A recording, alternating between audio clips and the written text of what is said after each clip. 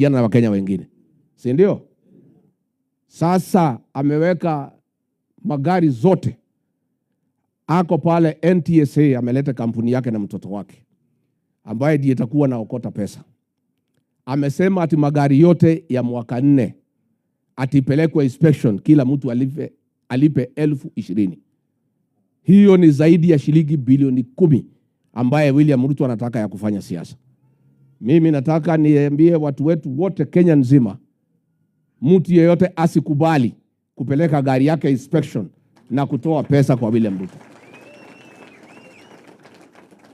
Na mimi niseme pia, tukiendelea mbele, huyu William Ruto akiendelea kuhangaisha sisi na vita, akiendelea kulete fujo na kuua watu, sisi hatutapigana yeye na fujo.